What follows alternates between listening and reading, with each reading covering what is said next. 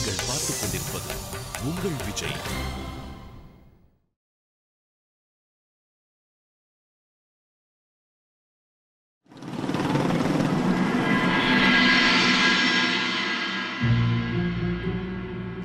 உன் ரெண்டு அண்ணன்களோடைய உறவு கொண்டாடு. இன்னிலிருந்து இல்லை இப்போலேருந்தே உனக்கு எனக்குள்ள உறவு முறிஞ்சிருச்சு. சவிதா உங்களோட தங்கச்சி. உங்க கண்ணு முன்னாடி அவ அவமானப்படுறத நீங்க வேணா மறந்துருக்கலாம். ஆனா என் மனைவி என் கண்ணு முன்னாடி இப்படி அவமானப்படுறதை என்னால பார்த்துட்டு இருக்க முடியாது.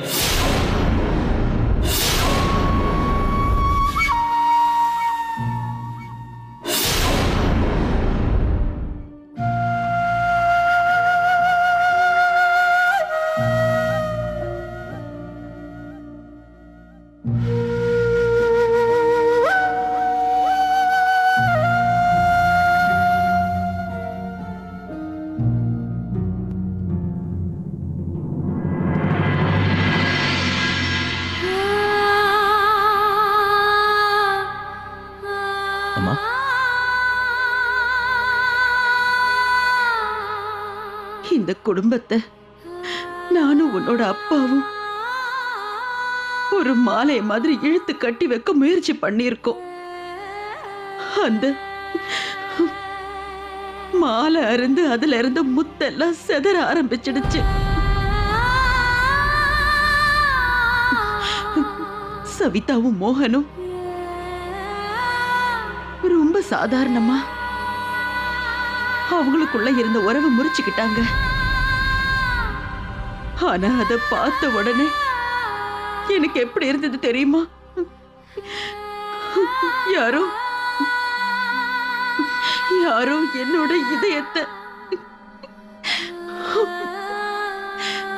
இதயத்தை வெட்டி எடுத்துட்டு போன மாதிரி இருந்தது. அத்தை கொஞ்சம் நிதானமா இருங்க. யார் பண்ணது தப்புன்னு யாருக்கு புரிய வைக்கிறது? மோகன் சொன்னதை வச்சு பார்த்தா அந்த போன் சபிதாவோட நம்பர்ல இருந்து போயிருக்கு. ஆனா நம்ம சபிதா சத்தியம் பண்ணி சொல்றா இது எல்லாத்தையும் அவ செய்யலங்கிறா. உண்மை என்னன்னு எப்படி தெரியும்? என் குடும்பம் எப்படி உடைஞ்சுக்கிட்டு இருக்குங்கிறத வேடிக்கை பார்த்துக்கிட்டு இருந்தேன்.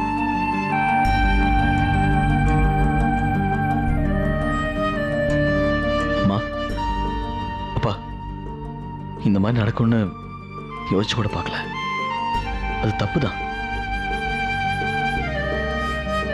ஆனா உங்களுக்கே தெரியும்ல, மோகன் சவிதாவும் எப்படிதான்.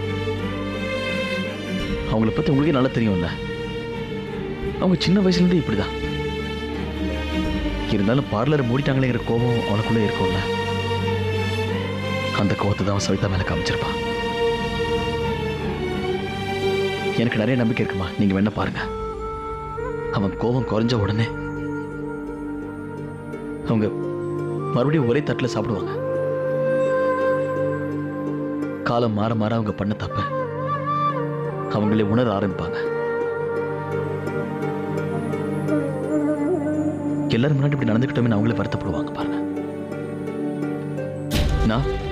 நானே உங்களுக்கு புரிய வைக்கிறேம்மா. அவர் கரெக்டா தான் சொல்றாரு அத்தை. நீங்க கொஞ்சம் தைரியமா இருங்க. கடவுள் தான் காப்பாத்தணும். அப்படி நடந்தா நல்லதா இருக்கும். அப்பா அம்மாவோட ஆசை எப்பவுமே ஒண்ணுதான். அவங்க பெத்த பிள்ளைங்க எப்பவுமே ஒன்னா இருக்கணும்னு ஆசைப்படுவாங்க. என்னைக்குமே பிரியாம இருக்கணும்னு நினைப்பாங்க. ஆனா சூர்யா, ஆனா இதுல மாப்பிள்ளை வேற இருக்காரு.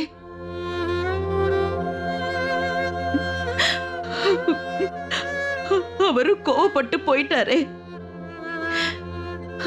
நான் இப்ப என்ன செய்வேன்? இந்த விஷயம் சவிதாவோட புகுந்த வீட்டுக்கு தெரிஞ்சிடுச்சுன்னா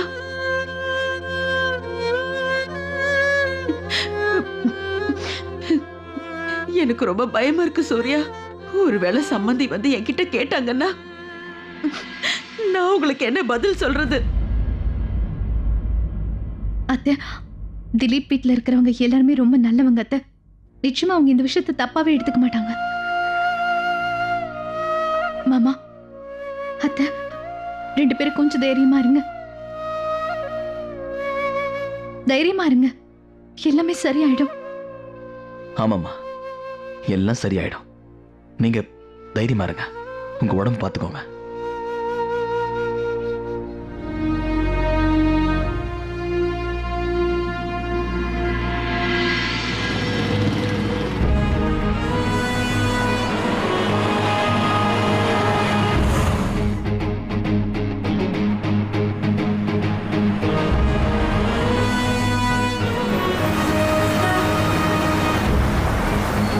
எல்லாரும் கவனமா கேளுங்க. தேர்தல் நேரம் அது. எப்ப வேணாலும் என்ன வேணாலும் நடக்கலாம். அதனால நம்ம எப்பவும் விழிப்புணர்வோட நடந்துக்கணும். வெளியிருந்து எக்ஸ்ட்ரா போலீஸ் ஃபோர்ஸையும் ஹோம் கார்டையும் அனுப்ப சொல்லியிருக்காங்க. சில முக்கியமான இடங்களுக்கு தேவை. அதாவது இதெல்லாம் தான். அங்கெல்லாம் போலீஸ் ஜீப் அனுப்பி எப்பவுமே ரவுண்ட்ஸ்ல இருந்து நோட் பண்ணிக்கிட்டே இருக்கணும். இந்த இடத்துல 6 போலீஸ் பூத்தை வைக்கணும். அது எங்கன்னா 1, 2, 3, 4, 5, 6. இந்த இடங்கள்ல போலீஸ் ஸ்டாஃப்ஸ் 24 மணி நேரமும் இருக்கணும். எல்லா அதிகாரிகளும் 24 மணி நேரமும் தொடர்பிலேயே இருக்கணுங்கிறது ரொம்ப அவசியம். சரிங்க மேடம். தேர்தல் நேரம் 1008 வேலை போயிட்டு இருக்கு. நாங்க வேலையை பாக்குறதா இல்ல உங்களை பாக்குறதா? இல்ல, நாங்க மேடம் பார்க்காம இங்க இருந்து போகிறதா இல்ல. என்ன சொன்னதே சொல்லிட்டு இருக்கீங்க. மேடம் இப்ப ரொம்ப பிஸியா இருக்காங்க. ஏன் இந்த கான்ஸ்டபிள் பொதுமக்கள் கிட்ட இப்படி எல்லாம் நடந்துக்கிறாரு? அது ஒண்ணும் இல்ல மேடம், பக்கத்துல இருக்க கிராமத்துக்காரங்க அவங்களுடைய நினைப்பெல்லாம் போலீஸ்காரங்கன்னா ஏதோ சும்மா வெட்டியா உட்கார்ந்துட்டு இருக்காங்கன்னு நினைப்பு. என்ன பிரச்சனை நடந்தாலும் சரி உடனே திபுன்னு போலீஸ்காரங்க கிட்ட வந்துடுறாங்க. இங்க பாருங்க மேடம், அவங்க கிடக்குறாங்க, விடுங்க. அவங்க கொஞ்ச நேரம் வெயிட் பண்ணா குறைஞ்சிட மாட்டாங்க. நீங்க சொல்லுங்க மேடம், வேற என்ன பண்ணணும்? இங்க பாருங்க ஆபீசர், சட்டம் எல்லாருக்குமே சமம்தான். தேர்தலை சாக்க வச்சு பொதுமக்களை நம்ம நிச்சயமா ஒதுக்கவே முடியாது. ஏதோ பிரச்சனை இருக்கிறதுனால தான் இப்ப நம்மள தேடி இவங்க வந்திருக்காங்க. அவங்க கஷ்டம் என்னன்னு கேட்டு அவங்களுக்கு பாதுகாப்பு கொடுக்க வேண்டியதுதான் நம்மளோட கடமை. அப்ப என்னன்னு கேட்டுட்டு வரேன்.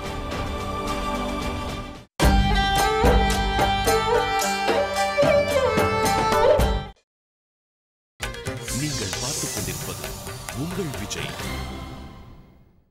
நீங்க எல்லாம் உள்ள போக முடியாது. உள்ள 1008 வேலை போயிட்டு இருக்கு. மேடம் எல்லாம் போய் பார்க்க முடியாது.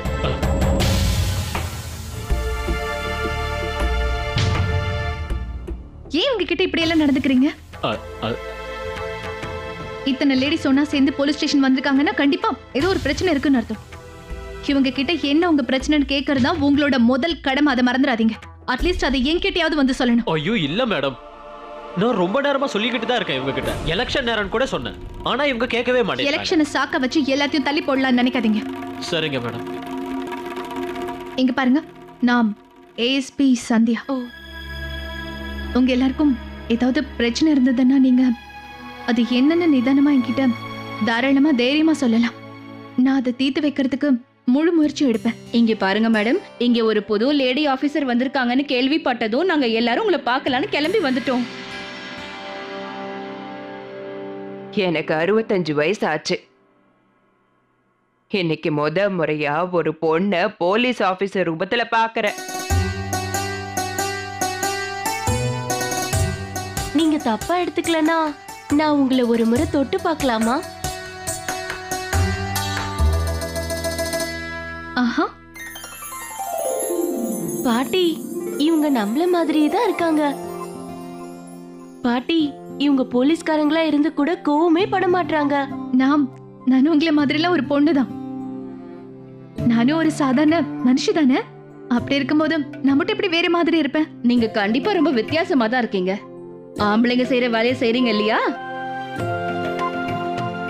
எங்களுக்கு இதெல்லாம் பார்த்தாலே கனவு மாதிரி இருக்கு. எங்க பாருங்க, இது என்னோட வேலை. நீங்க மட்டும் என்ன குடும்பத்தை பாத்துக்கிறது மட்டும் இல்லாம வேலையும் செய்றீங்கல்ல, அதே மாதிரிதான் இது என்னோட வேலை. அது இருக்கட்டும், இங்க உங்கள வீட்டுல மட்டும் இல்லாம வெளியும் போய் யார் வேலை செய்யறேன்னு நான் தெரிஞ்சுக்க ஆசைப்படுறேன். யார் வெளியே வேலை பாக்குறீங்கன்னு தெரிஞ்சுக்கலாமா? அப்ப நீங்க எல்லாருமே என்ன மாதிரி தானா? ஏன்னா அது எல்லா பொம்பளைங்களுமே வீட்டு வேலை செய்யறாங்க. ஆனா வீட்டை விட்டு வெளியே போய் வேலை செஞ்சு இந்த 2 பொறுப்புகளையும் சமாளிக்கிறது சாதாரண விஷயமே கிடையாது. உங்களை மாதிரி நானும் அதை தான் செய்யறேன். அதனால என்ன பெரிய ஆளாலாம் நினைக்காதீங்க. எங்க பாருங்கம்மா, நான் உங்ககிட்ட ஆசீர்வாதம் வாங்கணும்னு ஆசைப்படுறேன். ஏன்னா நான் என்னோட வேலையை ரொம்ப தைரியமாவும் ஆத்மார்த்தமாவும் நேர்மையா செய்யணும்னு என்ன வாழ்த்துங்க. பெரிய ஆபீசர் அம்மா, எங்க எல்லாரோட வாழ்த்துக்களும் உங்களுக்கு என்னைக்குமே இருக்கும். சரி, அப்ப நாங்க போயிட்டு வரட்டுமா? உங்களை சந்திச்சதுல எங்களுக்கு ரொம்ப சந்தோஷம். நீங்க இருக்கிற வரைக்கும் எங்களுக்கு எந்த பிரச்சனையும் இருக்காது. என்னை மதிச்சு இவ்வளவு தூரம் பார்க்க வந்ததுக்கு உங்க எல்லாருக்கும் ரொம்ப ரொம்ப நன்றி.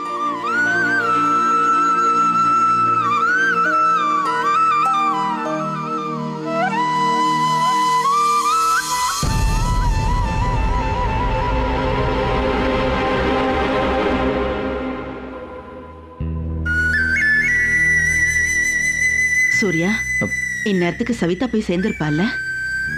ஆமாம்மா, இந்நேரம் சவிதா போய் சேர்ந்திருப்பா. இங்கிருந்து போக 1/2 மணி நேரம் தான் ஆகும். என்ன பிரச்சனை அடுத்து நடக்க போதோ தெரியல. ஏற்கனவே சவிதாவோட மாமியார் ரொம்ப பயங்கரமானவங்க. அவளை இங்கேயே கொண்டு வந்து விட்டுட்டாங்கன்னா மாப்பிள்ளையோட அம்மா அப்பாவுக்கு இந்த விஷயம் தெரிஞ்சதுன்னா சம்பந்தி நம்மளை பத்தி என்ன நினைப்பாங்களோன்னு தெரியல. கடவுளை நீதான்ப்பா காப்பாத்தணும். என் குடும்ப கௌரவத்தை காப்பாத்து. ஆண்டவா ராமா.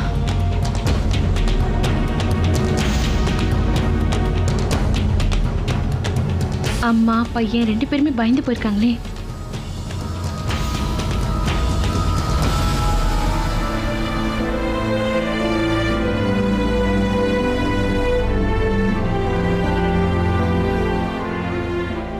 அத்தை, சொல்லுமா. நான் உங்களை பார்த்து மன்னிப்பு கேட்கலான்னு வந்திருக்கேன். இன்னைக்கு நானும் மோகனும் சவிதா கிட்ட அந்த மாதிரி பேசியிருக்க கூடாது அத்தை. அது மட்டும் இல்ல அத்தை, நான் எதிர்பார்க்கவே இல்லை. பேச்சு வாக்குல சண்டை இவ்வளவு பெருசாகும். நம்ம யாருன்னு குறை சொல்றது? அன்னைக்கு பேசினதுல பொண்ணு பையன் மருமக யாருமே அதுல குறை வைக்கல. யாராவது என் பேச்ச கேட்டீங்களா? விடுங்க. வேடிக்கை பார்க்கறத தவிர என்னால வேற எதுவும் செய்ய முடியலையே. என்னவோ ஆகட்டும்.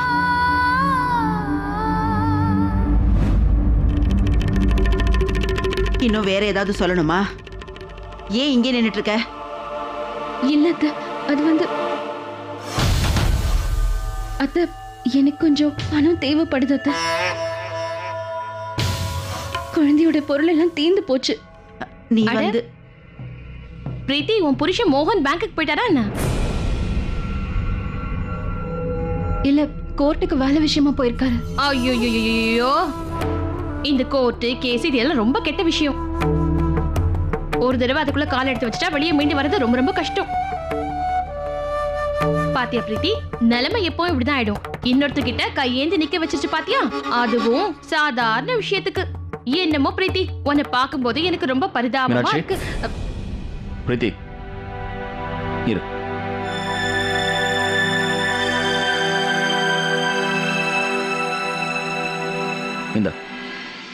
இந்த பணத்தை வச்சுக்கோ. இந்த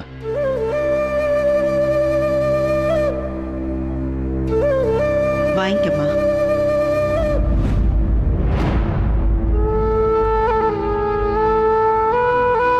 வாங்கிக்க. புடி.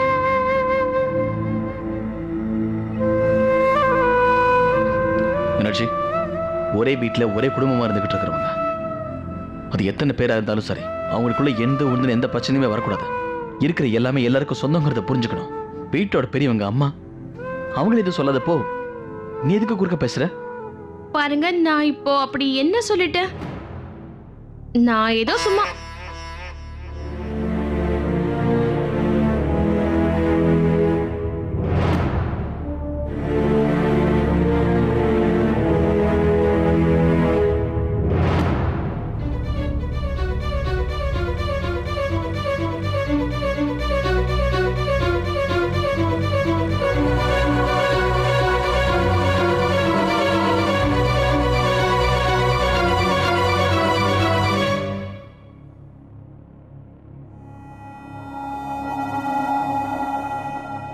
பரவாயில்ல பிரீத்தி. 1000 1500 தான் கிடைக்கும்னு நினைச்சேன். 2500 கொடுத்துருக்காங்க. பரவாயில்லையே. மோகன், இன்னும் எத்தனை காலத்துக்கு தான் என்ன போய் சொல்லி இந்த மாதிரி பணம் வாங்கி தர சொல்வீங்க? எனக்கு இதெல்லாம் செய்ய பிடிக்கவே இல்லை மோகன்.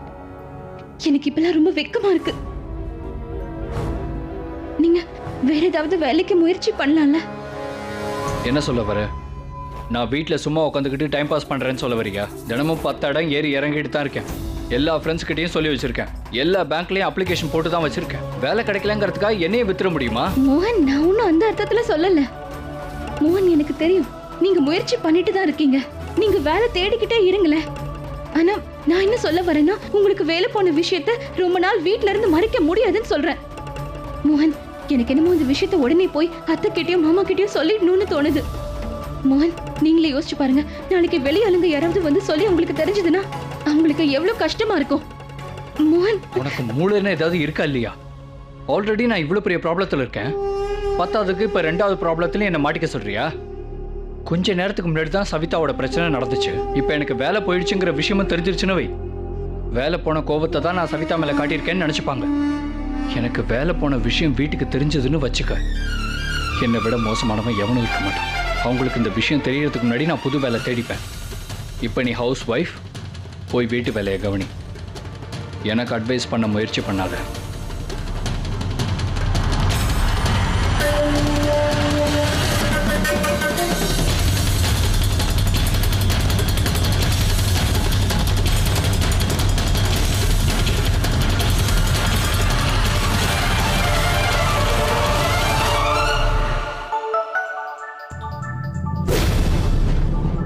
சூர்யா, யாரோட போன? திலீப் வீட்ல இருந்து ஃபோன் வந்திருக்கு.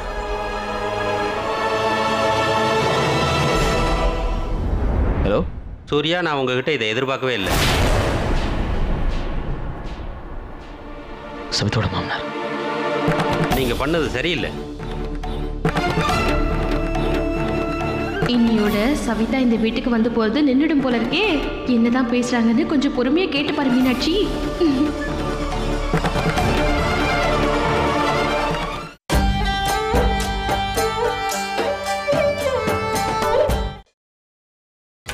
நீங்கள் பார்த்துக் கொண்டிருப்பது உங்கள் விஜய். சூர்யா, உங்ககிட்ட நான் இதை எதிர்பார்க்கவே இல்லை. நீங்க பண்ணது கொஞ்சம் கூட சரியில்லை. மாமா இங்க பாருங்க, எனக்கு உங்களோட கோபம் புரியுது. அப்படி உங்களுக்கு என்னுடைய கோபம் புரிஞ்சுதுன்னா ஏன் அந்த பரிசுகளை எல்லாம் அனுப்புனேன்னு சொல்லுங்க. இங்க பாருங்க, இந்த கோபம் ஒரு பக்கம் இருக்கட்டும். சவிதா எங்க 3 பேருக்கு இருக்கிற ஒரே தங்கச்சி. அதான் அவளை எப்படி நாங்க வெறும் கையோட அனுப்புறது? அதனால நாங்க சும்மா உங்க எல்லாருக்காகவும் அப்படின்னா நான் கோவப்படுறதுக்கான காரணம் உங்களுக்கு புரியலன்னு நான் நினைக்கிறேன். யாராவது இப்படி ஒரு பரிசு அனுப்புவாங்களா? அதை பார்த்த உடனே நாங்க அதிர்ச்சி ஆயிட்டோம்.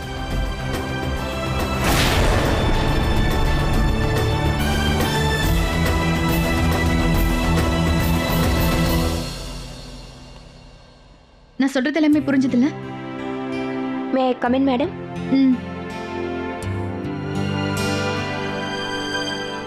இந்தாங்க.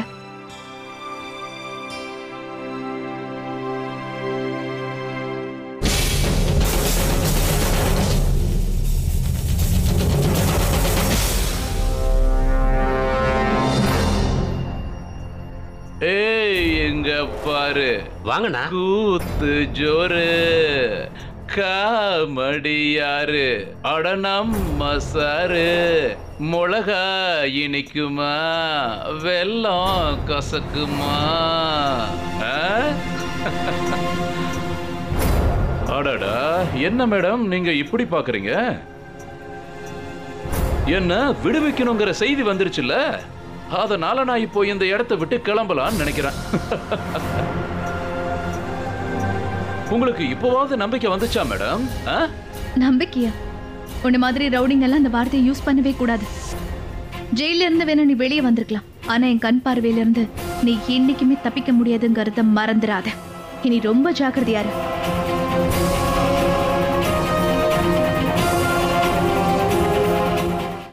அடாடாடாடா, என்ன டைலாக் அடிக்கிறாங்க? மேடம் சும்மா சொல்லக்கூடாது. என்ன மாதிரி ஒருத்தனுக்கு இவ்வளவு மரியாதையா? வந்த உடனே உங்க கண்ணுக்கு நான் ஸ்பெஷல் ஐட்டம் போல இருக்கே. என்னோட பர்சனாலிட்டியா அப்படிதான் மேடம். எல்லாருக்கும் என்ன ரொம்ப பிடிச்சு போயிடுது. ஆனா மேடம், முழு ஃபோர்ஸையும் எனக்கே போட்டுறாதீங்க என்ன? இல்லனா வேற யாராவது கொள்ளக்காரன் எல்லாத்தையும் சுரண்டிக்கிட்டு போயிருவான். என்ன என்ன போலீஸ், நான் சொல்றது சரிதானே? கொள்ளக்காரனுங்க வந்து எல்லாத்தையும் சுருட்டிக்கிட்டு போயிடுவாங்க இல்ல? உனக்கு பெயில் கிடைச்சிச்சுல, அதோட நீ போயிடலாம். அட நான் போயிடுறேன் மேடம். ஏன் கோவப்படுறீங்க?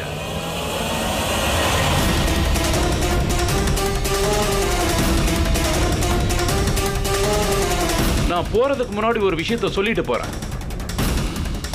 கணக்கு வழக்குல நான் கரெக்டா இருப்பேன்.